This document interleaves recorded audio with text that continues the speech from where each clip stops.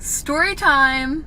So yesterday my friends and I all went to the fair and there were 6 of us in total. And none of us wanted to have to worry about driving there and parking, so we just Ubered instead. So we left the fair around 11:15 and we walked to a nearby shopping center where the Uber picked us up about 10 minutes late. We ended up leaving at 11:30. We get in the Uber, the man says hello, and we head home the normal way. Everything's fine. And my parents don't like when I Uber, so they were tracking me on Life 360 from the moment I got in the car. After about 10 minutes in, I get a text from my mom, and it said, "Where are you?" I look up from my phone and I realize I have no idea where we are, and Ubers know their directions, they know how to take you home. We were 20 This client is a housekeeper, and because she works with her hands for a living and is constantly working with various cleaning chemicals, she says her gel starts chipping within a week. She peels the remaining gel off due to stress and anxiety because she works for a busy hotel chain trying to provide for her 2 little boys at home. She said she works 10-hour shifts and having to redo her nails every week is just not something that she could afford or keep up with. Her friend actually recommended me, hoping I'd be able to help, which was very sweet. I'm doing a structured gel manicure with a rubber base, which should last her up to a month. Because she needs to keep her nails short for work, she usually just gets a basic color because she thinks beautiful designs only look good on long nails. But I'm hoping I changed her mind with these pink cat eye swirls. She left with a big smile and I could just tell how happy they made her. This is why you should never leave the table when you're on a blind date. One of my best friends and I worked at the same restaurant. When I came in later that day for my shift, she told me a crazy story. She said that her first table were this guy and this girl, and she could tell they were on a first date. The girl was nervous, so she ordered a glass of wine. As far as she knew, the date seemed to be going well, and the girl got up to go to the bathroom. Right when my friend was about to come over and bring the silverware, she saw him put something in her wine. My friend, obviously terrified and freaking out, let our manager know, who then let the police know, and ran into the bathroom to tell her what was going on. The girl ended up staying in the bathroom until the police came, arrested him, and escorted him out of the building. It was noon on a Tuesday. You don't think you're going to be drugged at noon? My sister and I have always been mistaken as twins. I'm 19 and she's 16, but we had the same height, skin tone, and similar voice. She also has a habit of being a copycat, from the way I dress to hobbies, even piercings. I know it's cute if you look at it from the outside, but sometimes it gets annoying. Like, yeah, we are quite close too, but why does she always happen to pick up everything I pick up? One afternoon, I was tidying up some costumes in my college showroom and found a rather cute brown and pink wig. It looks like a mushroom. I put it on, think it looks rather funny, so I snapped a picture and posted it to my Instagram. I received a text from my sister asking if I really cut my hair. I didn't mention it was a wig. While I somewhat have a feeling that she might copy that too, I lied and replied yes. I came home that weekend and lo and behold, my sister emerged with the same silly brown and pink bob cut, except this one is on her permanent hair. She was surprised that I arrived with my hair still long, then realized that I lied to her. She was furious that she had to cut that silly hairstyle because she thought I had it. Our parents think that it's a really bad joke and wanted me to. So after Benny was literally acting possessed while I was sleeping in his room, I went to go open the note that his parents left that was only for emergencies. And guess what it said?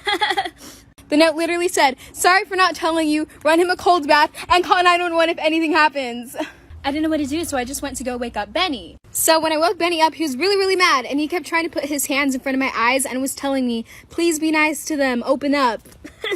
And so long story short, I ran Benny a cold bath, and then he locked himself in the bathroom. So at this point, Benny has literally locked himself in the bathroom, and he's literally yelling out loud, "Please take her, not me, I won't tell anyone." This is the best part. So I called the police because I was scared for my life at this point. And the note that his parents left said to do that. So the cops tried calling Benny's parents, but they couldn't get a hold of them, but they got a hold of the grandparents. And eventually his grandparents came.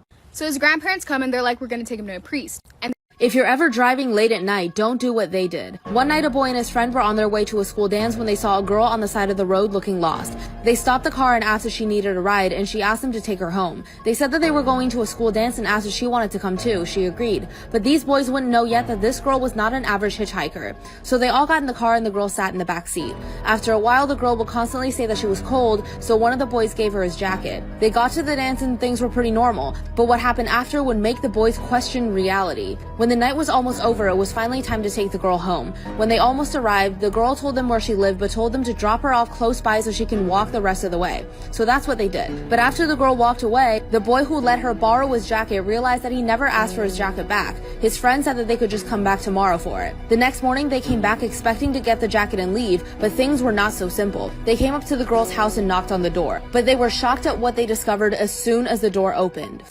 I'll never forget that time that I was fucking in middle school and I asked my art teacher if I could go to the nurse because my head hurt really bad.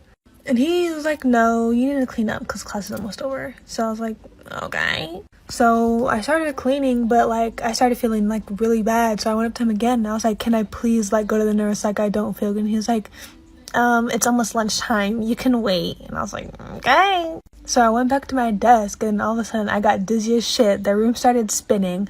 I felt like I was like about to die. Then my vision went blank, like completely black, but I could hear everything. And everyone was laughing at me. They're like, Zaria, what are you doing? Why do you look like that? And I tapped the girl next to me. I was like, can you walk me to the nurse? Like, I don't feel good. And she's like, you're joking. Like, you're not even being serious. And I was just like, okay, I'll walk myself.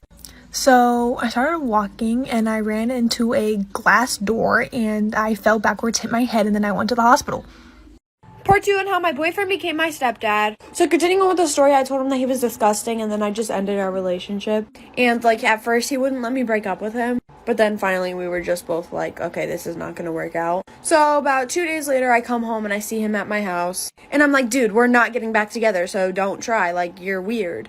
And he has the audacity to go, I'm not here for you, I'm here for your mother. And at that point, I was like, I'm moving out. And that night, I heard some noises that I didn't want to hear. And then my mom ended up getting pregnant again. She's only like 34, I think, but he's 19. So the age gap isn't really that big of a difference. But it's the point that my boyfriend decided to F my mom, get her pregnant, and now I don't even know how I'm related to this child. Yeah, so now my mom's pregnant with my ex-boyfriend's child. I mean, I'm so nice to the kid because it's my step-sibling's dad. But at the same time, I secretly want to, like, you know, inject him out of the game. In the game, I want to inject him out of his life, so, yeah. Story time about the boy who pretended to like me to get closer to my best friend. A little background information. It was the summer before my freshman year of high school, and my best friend and I got bored of hanging out with the same people, so we got a membership to a new pool. And this one was closer to one of our rival schools, so a lot of people that we didn't know went there. Well, the one day while we're there, we meet this group of boys. And by the way, my friend is super pretty. Like, all the guys immediately gravitate towards her, and I'm kind of like the duff, aka designated ugly fat friend. Anyways, while she's over there talking to all the boys, I'm sitting down at one of the tables. And one of the boys from the group comes over to me and starts talking to me. And he was being super sweet. And then he's like, oh, I don't know why all of them are over there talking to her. Like, she's not even that pretty. He was like, to be honest, you're way better looking than her. Now listen, I know I might seem like a bad friend for this, but I never had that male validation before. So that kind of made me feel good. Well, fast forward, his best friend and my best friend start dating, like for part 2. Put a finger down if from as soon as you were born, your parents would force you to watch porn, specifically a man and a woman. That way, as you grew up, you would think that relationships were supposed to be between men and women. And so every time you saw a couple of the same gender, you would automatically assume that they weren't normal and had some type of mental illness. And so when you grew up and sooner or later made a friend who you got really close with and eventually became best friends with, and she came out to you and told you she was gay, you ended up dropping her. And not only that, but made a fake page and outed her, so then the whole school knew, but she still doesn't know that it was you. And so one day when your parents who gave you that mindset died in a car crash, that friend you outed and completely violated offered to let you stay with them, and her parents would take custody of you even though you weren't as close as you used to be, and you took up on that offer and started living with her, but she still doesn't know that it was you who outed her until one day you felt too bad, so you decided to tell her. I'm running out of time, so like for part 2. Story time of how I caught my grandma and my dad sleeping together. Yes, you heard me right, my dad was sleeping with my grandma. Sadly, I had to be the one to find this out and walk in on them doing the dirty, and it was probably the most traumatizing experience I've ever had. So basically, my dad told my mom that he had to start working late to get extra money, because at the time we weren't doing so good money-wise. So basically, a couple months go by, and my mom said he started acting really, really weird, and then asked me to keep an eye on him and see if he's, like, doing anything strange. So you know me, the best daughter in the world, kept an eye on him, and I didn't find much out. Until one day, after I came home from school, I got locked out of my house because I didn't have my key, and both of my parents were so called at work. So I told my mom, and she works an hour away, so she couldn't come get me. And so I just had a friend drop me off at my grandma's house. So I tried calling my grandma, but she didn't answer, so I decided I was just gonna go anyways. I go through the back door like I always do, and I wanted to sneak up on her and give her a hug. So I try to be as quiet as I can, and I walk in the room and see my grandma and my dad butt naked on the bed. I'm running out of time. Late for part 2. Story time about how I got caught skipping school almost every day of my senior year. So our school had just started this new thing where you fill out all your contact information online. And my dad was like, okay, yeah, just fill yours out. And it pretty much was who can pick you up, who can make early dismissals for you, who they can call if you're in trouble. Well, I decided to be a sneaky little bastard and put my boyfriend in for every single one of those contacts. I would start school around 7:30 a.m. and I would go to the nurse's office at like 9 a.m. and she would call and my boyfriend would act like my dad and be like, okay, yeah, just let her drive home. Well, my guidance counselor noticed after about 3 months of me never being at school. So she called the number hoping to speak to my dad. But instead she got my boyfriend. And he just thought it was a random person, so he didn't act like my dad. Because neither of us knew. Like for part 2.